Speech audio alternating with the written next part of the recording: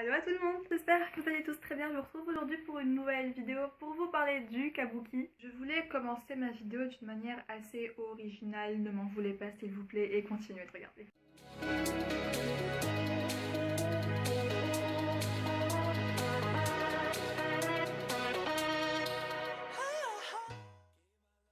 Vous vous demandez peut-être qu'est-ce que la chose que je porte actuellement sur le visage. Vous vous demandez aussi ce que le titre veut dire, à moins que vous connaissiez ce que le kabuki. En tout cas, si ce n'est pas le cas, je suis ici justement pour vous en parler et vous éclairer un petit peu cette magnifique forme d'art japonais. Tout a commencé au début du XVIIe siècle, pendant l'époque Edo à Kyoto. Kumiko commençait à faire des chorégraphies assez insolites ainsi que des parodies de prières bouddhistes devant la rivière Kamo. Les passants ont énormément aimé la chose qui était nouvelle à l'époque et c'est comme ça que le kabuki est rentré dans l'histoire. C'est justement le théâtre le plus apprécié là-bas. Le kabuki a évolué sur plus de 400 ans, bien qu'il ait pris une différente tournure au début du XVIIIe siècle. Or, lors de l'ouverture du Japon à l'influence occidentale, le kabuki s'est un petit peu modernisé, mais bien évidemment tout en gardant une très grosse part de traditionnel.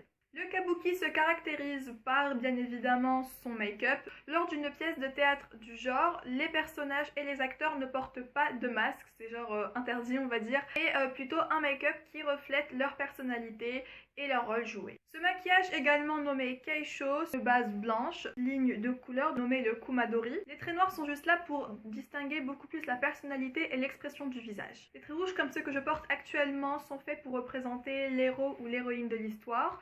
Il existe aussi des traits verts symbolisant un personnage avec des pouvoirs surnaturels. Le violet signifie simplement la noblesse et le bleu est utilisé pour les personnages négatifs. A l'origine, au début de la base du kabuki, il était joué par des hommes et des femmes. Il était justement nommé le onakabuki, pour ensuite être joué exclusivement par des hommes. Les trois rôles joués les plus importants dans ce genre de théâtre sont Nagata, c'est quand un personnage féminin va être joué par un homme, vu que comme je le disais, il est à présent joué uniquement par des hommes. Il existe également le wagato qui est très connu. Le wagato, qu'est-ce que c'est? C'est simplement un personnage qui joue un rôle d'un personnage doux.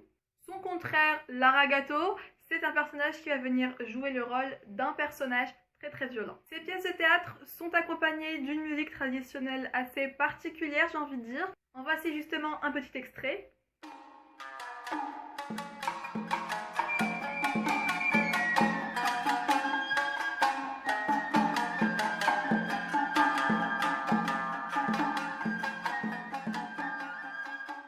Il existe également trois types de pièces les plus connues. À noter le Jidaimono qui signifie simplement des pièces historiques, le Sewamono qui signifie des pièces inspirées de faits réels, inspirées de notre vie quotidienne, mais aussi le Josain Goto qui signifie simplement une pièce de théâtre musical. Les théâtres ont une particularité, c'est qu'à un certain moment, le personnage, généralement le héros, pratique le mi, qu'à un moment de la pièce de théâtre, le personnage, le héros, va se mobiliser sur une certaine position.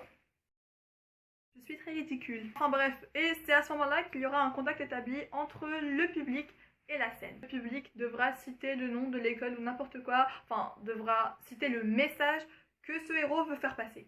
Les trois idéogrammes du mot kabuki signifient dans l'ordre chant, danse, habilité ou technique, kabuki. Donc voilà, j'espère que cette vidéo vous aura plu. En tout cas moi, comme d'habitude, j'ai beaucoup aimé la filmer. J'espère aussi vous avoir donné une petite idée sur qu'est-ce que le kabuki. Je vous mettrai là et en barre d'infos les pièces de théâtre kabuki à voir absolument. Et puis sinon, je vous dis à la prochaine pour une nouvelle vidéo. Ciao!